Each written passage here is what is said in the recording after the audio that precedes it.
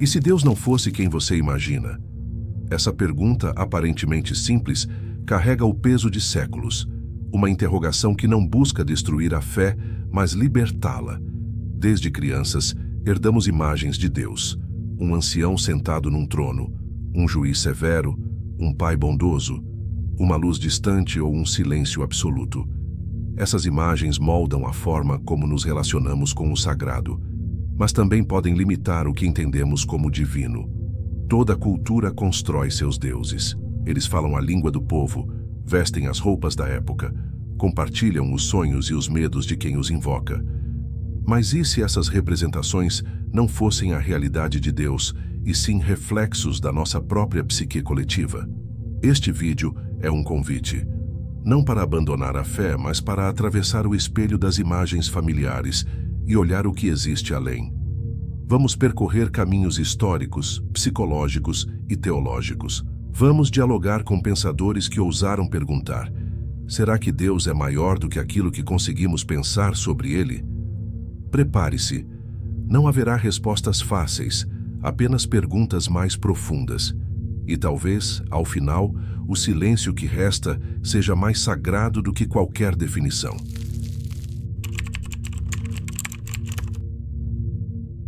A ideia de Deus não nasceu pronta. Ela foi se moldando como um rio que, ao longo dos séculos, vai traçando novas curvas, escavando margens, encontrando outros afluentes. Nas primeiras tribos humanas, o divino era confundido com as forças da natureza. Raios, tempestades, o sol e a lua eram entidades vivas, divindades com humores e vontades. Um deus era, antes de tudo, uma presença local, protetora de um povo, guardiã de um território.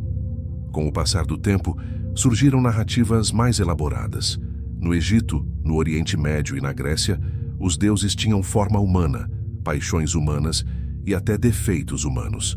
Já o Deus de Israel começou como uma divindade tribal, que acompanhava o povo no deserto e lutava ao seu lado.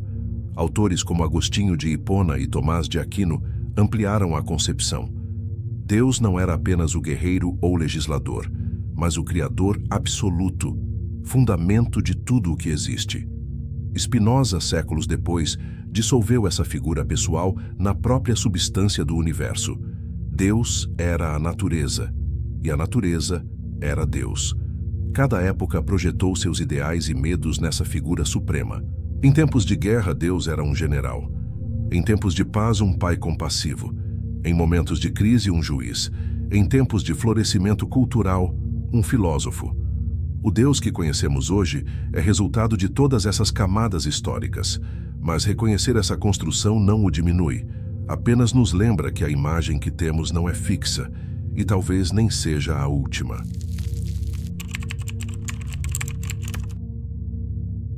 Sigmund Freud afirmava que Deus é, muitas vezes, uma projeção do pai que tivemos, ou que gostaríamos de ter tido.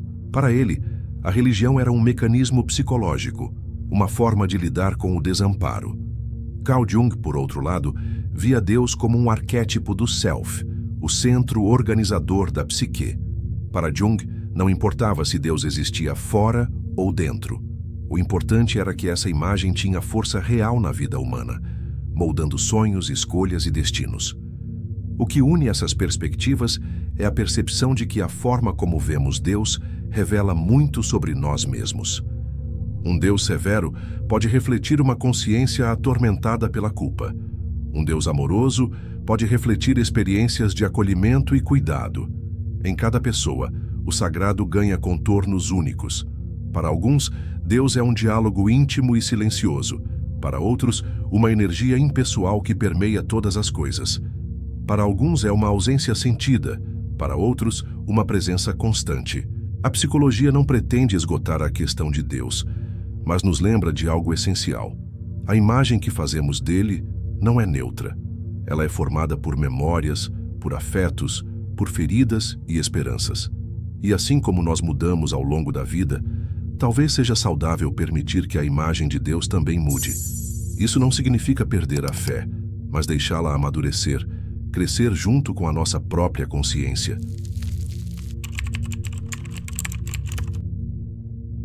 Imagens de Deus podem libertar, mas também podem aprisionar. Quando a figura divina é usada como instrumento de controle, o sagrado se torna uma arma. Ao longo da história, quantas guerras, perseguições e injustiças foram justificadas em nome de Deus? Quantas vozes foram silenciadas? Quantos corpos feridos? Quantos pensamentos proibidos? Na Idade Média, a Inquisição não era apenas um tribunal religioso. Era um projeto político e social que mantinha o poder centralizado, onde a imagem verdadeira de Deus era ditada por autoridades que controlavam quem podia pensar e quem devia ser punido. No século XX, regimes totalitários, mesmo seculares, manipularam símbolos quase religiosos para obter lealdade cega. Não era Deus, mas a lógica era a mesma: criar uma figura suprema e incontestável, um Deus político que exige obediência incondicional. O filósofo Ludwig Feuerbach escreveu: "O homem cria Deus à sua imagem e semelhança, e o que ele projeta, ele adora." Essa frase é um alerta.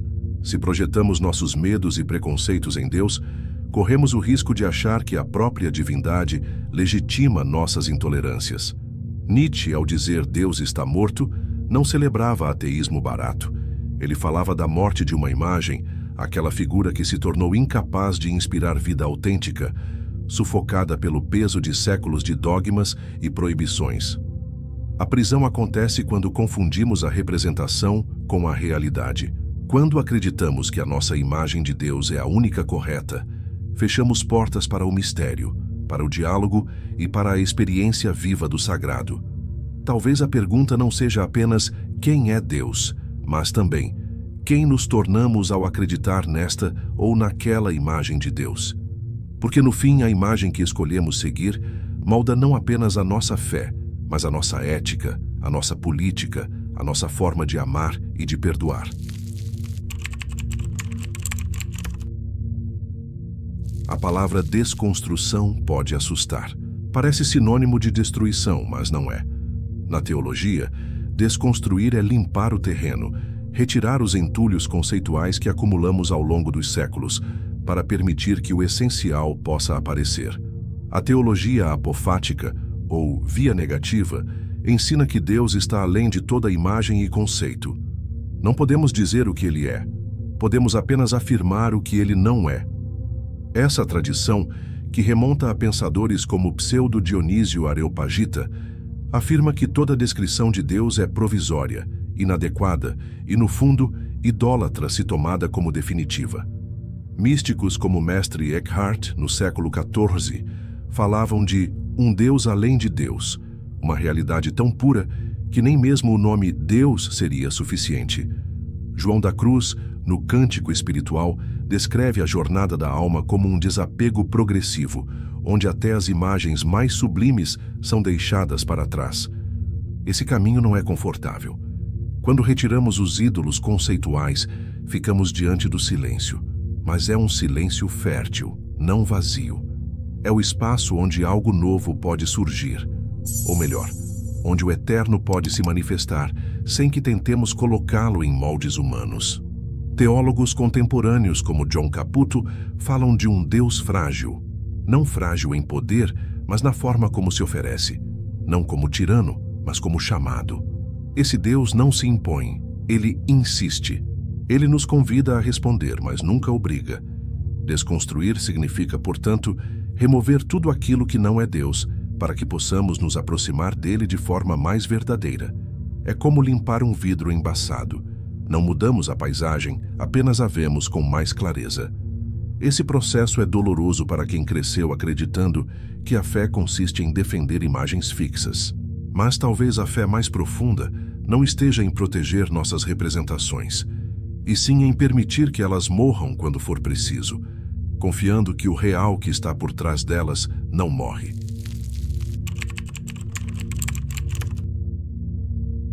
Nem todas as tradições enxergam Deus como uma pessoa com vontade própria.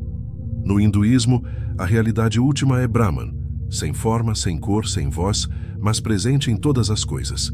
É aquilo que está por trás da multiplicidade, o pano de fundo eterno. Já o conceito de Atman, o eu profundo, é visto como idêntico a Brahman, o que leva a uma espiritualidade de união e de solução, não de adoração a um ser externo. No budismo, especialmente no Zen, a pergunta sobre a existência de Deus é muitas vezes considerada irrelevante. O foco está na superação do sofrimento e da ignorância. Ainda assim, há uma reverência profunda pelo assim-ness da realidade, um reconhecimento de que o mundo, tal como é, contém um mistério insondável. No sufismo, vertente mística do Islã, Deus é o amado. Os poemas de Rumi e Hafiz falam de um anseio irresistível por união, como se a alma fosse uma gota querendo voltar ao oceano. É uma linguagem apaixonada que dissolve a distância entre o humano e o divino. Os filósofos estoicos falavam do Logos, a razão divina que estrutura o cosmos. Para eles, viver bem era viver em harmonia com essa ordem cósmica, aceitando o que o destino traz com serenidade. Essas visões mostram que o sagrado é plural. Ele pode ser pessoal ou impessoal, transcendente ou imanente, distante ou íntimo. Pode ser buscado na oração, na meditação, na contemplação da natureza, na filosofia ou no serviço ao próximo. Talvez, no fim, o erro não esteja em ter imagens diferentes de Deus, mas em acreditar que apenas uma delas é verdadeira.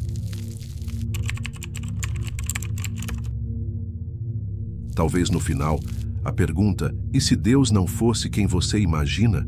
não seja para obter resposta, mas para abrir espaço. Espaço para o silêncio, espaço para a contemplação, espaço para que Deus, ou o mistério, ou o amor, ou a vida, fale por si mesmo. A redescoberta do sagrado não exige abandonar crenças, mas torná-las permeáveis, abertas à transformação. Se a imagem que você tinha de Deus não cabe mais, não significa que ele se foi. Significa que está chamando você para conhecê-lo de outra forma. E talvez, no fundo, seja esse o verdadeiro ato de fé. Caminhar mesmo quando a imagem que nos guiava se dissolveu no horizonte. Se essa reflexão tocou algo em você, compartilhe nos comentários. Qual imagem de Deus você carrega hoje? E qual talvez esteja pronto para deixar ir? Curta este vídeo para que mais pessoas possam se fazer a mesma pergunta e inscreva-se no canal para continuarmos juntos, explorando as fronteiras entre filosofia, teologia e o mistério que nos envolve. Lembre-se, não estamos aqui para encontrar respostas finais, mas para manter viva a coragem de perguntar.